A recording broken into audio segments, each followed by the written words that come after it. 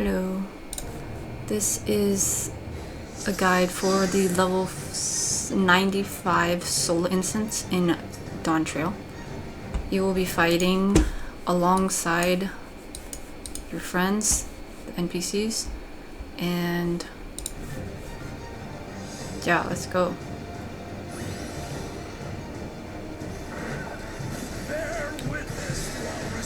So, turn the boss forward, pointing north per usual. It doesn't matter that much with the NPCs, like they don't have visuals and stuff, but just out of habit, you know, I try to keep things organized around here. Alright, Roaring Star is going to be a raid wide. And like, as you see here, like I'm playing as tank. But these two clearly are trying to do like tank stuff, and so honestly it doesn't really matter if I'm the tank. And similarly with the raid white coming in, like, I mean, I did mitigate that, but like if I was playing as healer, for example, yeah, I could help heal and things, but there's also Alfnod there, and Uriange and Alize sometimes heals and stuff, so there isn't as much, I would say, focus on doing those types of things, and so you can just focus more on the mechanics and dealing damage because they kind of got things taken care of. Like, I think at some point I was testing out just like turning off my tank stance and seeing what they do. Pretty much these two will just take over. But anyway, I say that just because sometimes it's important to, you know, do your job that you go into an instance for. But when you're running with the NPCs, doing like just a single fight, sometimes it's a bit more flexible. Okay, so here we've got these like fire things, and I turned my camera so I could see what was behind me, and so that means these fire things are going this way, and then there's two over here, so they're gonna go this way, and so that means this quadrant over here is gonna be the safe spot.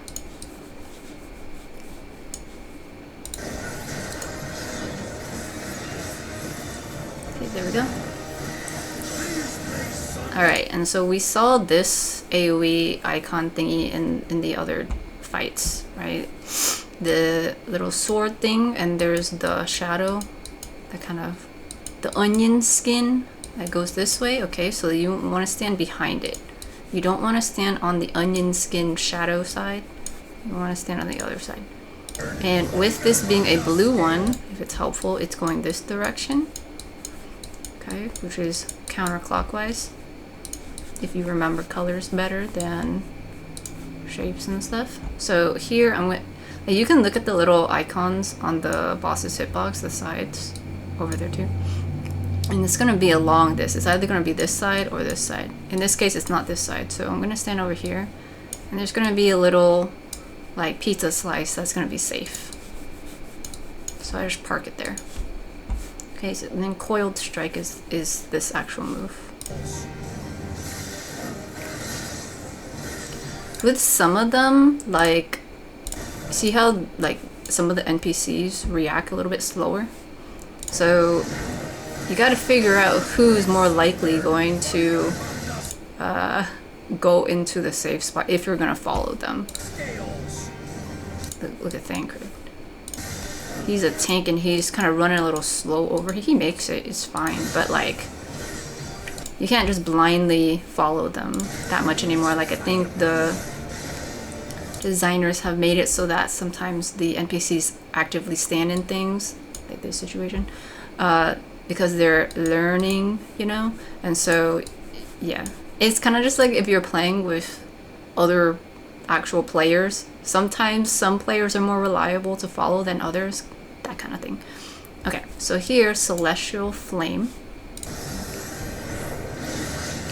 Got these 3 fireballs that rotate around the boss, and that is signified by these like sword things. Okay, so it goes down, so this is going to turn into a fireball like this, and then okay, so here you see the AoEs. So the first set of swords that went down, it's going to show the AoE, and then the second set that went down eventually that's going to show the AoEs. And then a third set of AoEs drop down. Okay, and so I'm going to go to the third set of AoEs that drop down because they will explode last. I'm going to wait over there.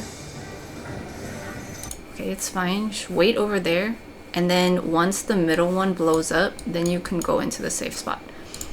While this is happening though, while you're dodging this dual pyres thing is gonna happen. We saw this in the other solo instances also. So it's one over here, so that means the boss is facing here like this. Oh, this is not a straight line. Hang on. It's gonna go through the hitbox. So this side's gonna get cleaved first, and then spoilers, is probably gonna be a 2 over here, and then this side's gonna get cleaved. So while you're dodging these green, sorry, not green, orange circle AoEs, then you want to take a look at the boss and see where the things are, the next thing is. Okay, so I'm going on this side. I'm pre-positioning for this move. Okay, see some of the NPCs were over there first, okay, so they're NPCs, let's call them out. Okay, I won't call them out, that's kind of mean. I'm just saying a few of them are all on that side, okay? So be careful if you're gonna follow those ones. Okay, and so once the first one hits, then you can move over. All those circle, like, fire ones have disappeared. Oh, but here, look at this. Now we've got these, the checker pattern thing. So find a safe square. And just stay there. Okay, wait for the first one to hit and then go into another safe square.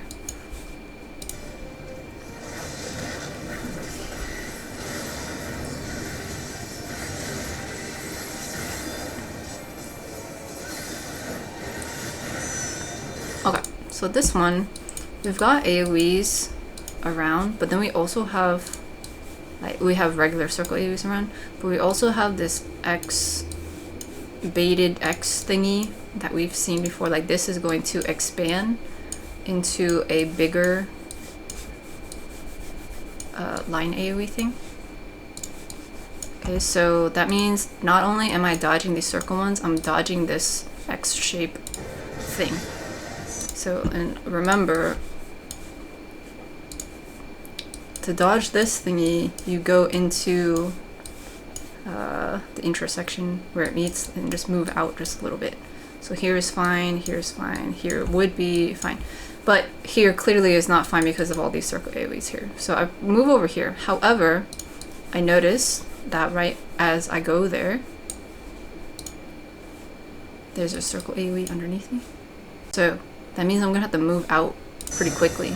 So I'm waiting here for the lines to go out. Okay, it goes out, and then I'm gonna run into it. Okay, and then there's another set of the X things over there. Okay, and here, Outer Wake, after those 2 hits of the X-shaped thingies, there's a donut AoE. And so you gotta prepare yourself to move into that. I happen to have a gap closer, so I can dash towards the boss. So it's fine. But yeah, so here we got 1 X, right? And then there was like this noise thing. And then there were like other X's. Okay. So it can get confusing if you're like wandering all over the stage. But for me, what I do is I just look at the first one that pops up. I dodge that, wait for it to blow up, and then go into that spot. Because any of the other ones that pop up likely aren't going to hit that spot. Okay, so see this one, like, it's going off, but it's not in the spot that just hit because that one already went away. But I'm paying attention because here we got the circle AoE, so you gotta run into that. You have a bit of time, but you gotta hustle a bit if you're like hanging out over here after the first dodge. You want to start moving towards the boss. Okay, after the donut, immediately like move out of the way. The thing with the NPCs though is I learned in the other solo things, I can't really trust their spreads. So I kind of just wait until they spread out first, and then I'm like, okay, where's a safe spot? Oh, right in the middle is safe, I'll just stay in the middle. See that? Yeah, let's look at how fast that is. Okay, it hits, move into your safe spot, it hits again, run towards the boss, go into the donut, prepare to spread out. Wait to see where the NPCs go and just spread between them. Okay, there we go.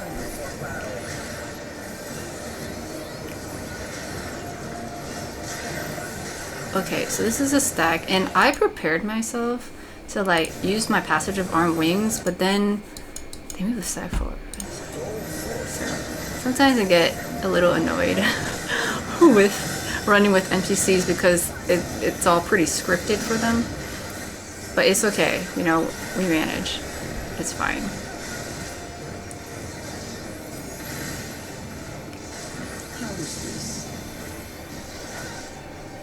Okay, Oath Bind. We got some people with tethers here. All right, so this is a situation. It's beginning a ritual of flame. Yeah. Okay, so those that had the chain thingy tethers, we have to attack the thing to like get them out of it. It's a whole story segment. I'll just let you enjoy this segment here.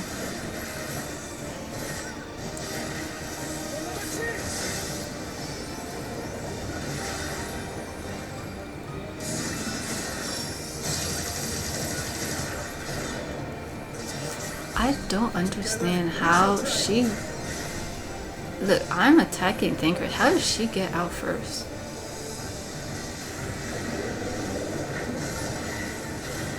Okay, after they're done getting released from the thingy, you all get out of this AoE here. You have, you know, it's a short, not short, it's a slow cast, but pretty much the timing is enough that you can get them out of the thingy and then dodge this line AoE and attack the boss and stuff.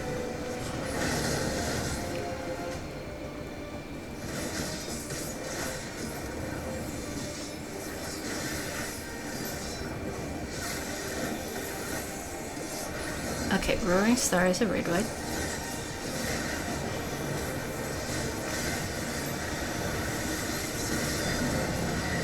Wow, big damage. Okay, this thingy, remember, it's gonna do line AoEs over here. These orbs are gonna go across, so it's gonna like this. So our safe quadrant's over here, but we also have this big circle AoE to deal with. And so we're gonna go over here like that. To dodge all this stuff. Okay, AoEs, gotta spread those out. Okay, but while we're spreading out, I heard the little like the little sound effect, and so I'm looking, and here we go, we got a little blue dot here, so that means it's gonna cleave this side first, and then there's gonna be twos over here, so it's gonna cleave this side second. So I'm standing on the 2 side, wait for the first one to go off. Okay, it went off, now I go to the other side. Alright, checkerboard pattern. Find a safe square and just stand in it. Don't get juked, you know, you just wait for it to go off and then go into a safe spot. Okay, now we got this double sword coiled strike thingy. So this one's the yellow one, so it goes clockwise. Alright. I never actually remember what the color does for the direction. I'm sure other people have better memories than me for that. I just go off of the visual of it, like I see the shadow of the thing moving this way, and so I'm just like, okay, so that means this side's safe.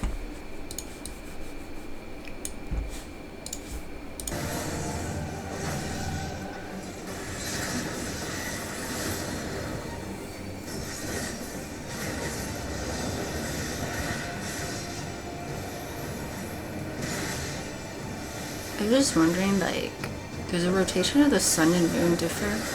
Does one go clockwise and one go counterclockwise? Is that how they chose the colors? Okay, I'm not gonna look it up right now. The 3 thingies. Okay, so the first one is here. I see the second one's over here, so I'm gonna go into the third spot. It happens to be the same. as the first time we saw this. So I will go to the third spot and wait it out for the first set of AoEs to go through. Then I'll go into the safe spot. Okay, so now here we got this X thingy. So I'm gonna go into the intersection and wait that out. And then go into the safe spot. Wait it out, and then there's the donut. And we saw this before. I guess it could be a bit worrisome with all these other like circle AoEs dropping on the ground and stuff like that. But for here, I noticed that there was one here, but there was a gap right here. You know? And there also happens to be a huge gap over here, which was why I was like, I'm gonna go up into this safe spot. But then, like, as I see this getting blown up, I'm like, you know, I did see an open spot over here. And this circle just popped up, and so I probably have a little bit of time to wait it out over there. Okay, and then I move into the safe spot. And then I move towards the boss for the donut. And usually if there's a situation where everyone has to clump together, typically there's a situation right after where you have to spread out, and that's what we see here. And see, I stood still for a while because I'm like, the NPCs are not going to adjust for me. So I'll just wait to see where they go, and then I move into a spot. Directly in the middle seems to be the place they give you to stand. So you don't have to wander too far.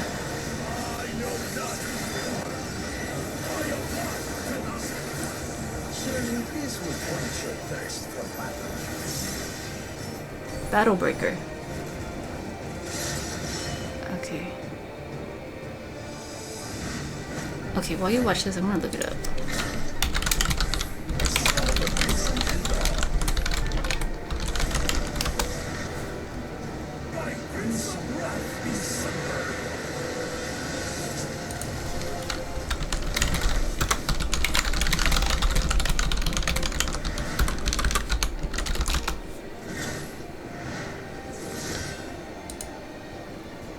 Both the sun and the moon rotate counterclockwise.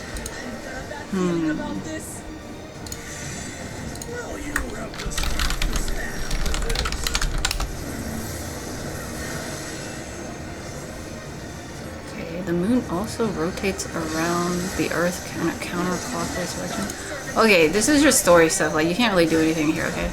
So I'm not explaining anything.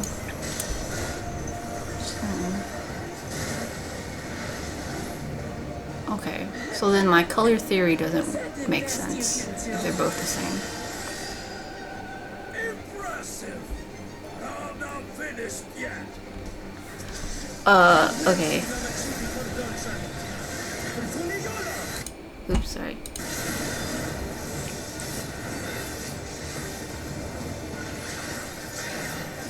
Alright, we're stacking.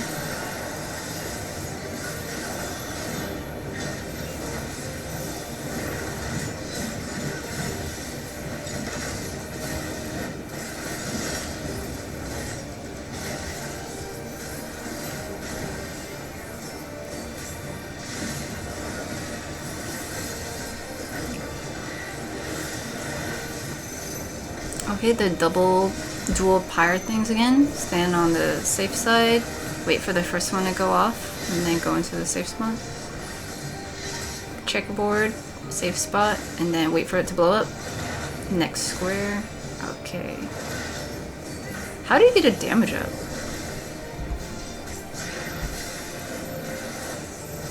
Okay, and this is a stack. Wait, how did he get a damage up? I'm gonna go back. When did he get that? Oh, you know what? I wasn't in the stack for that. I didn't stay here long enough. So maybe that's why he got a damage up. I wonder. Huh. Let's see.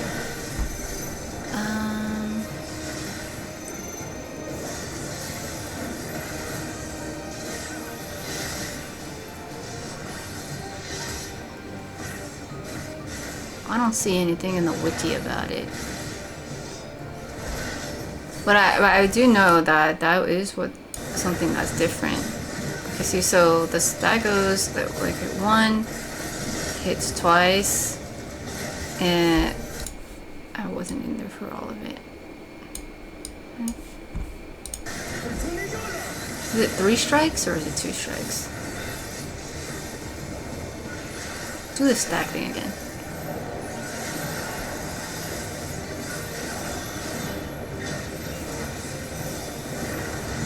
One, well, it's multiple hits there, I guess. And then this final strike. Yeah, I didn't say that for that, and that seems to be when he got the thing. Okay. Okay.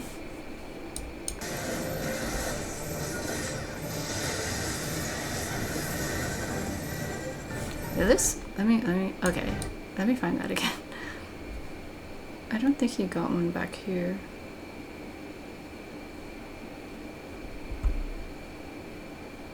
No.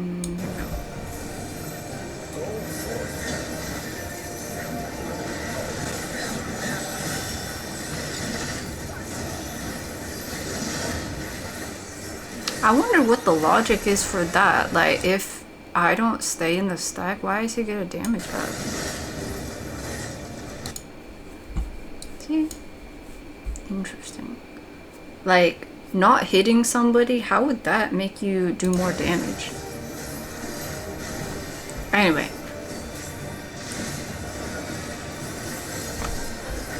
I was really fixated on the sun and moon rotation thing to try to see if maybe that had anything to do with the colors they chose. I don't know. Wait, why did I come up with sun and moon? Because it's rotating? Just like the swords are rotating? You know what I'm talking about? This. Why would this one be the blue one? It could just be random. I don't know. Point is, that's the fight. And it really has built up on the previous solo instances that we saw. But I hope that was useful for anyone who needed it. Okay, goodbye.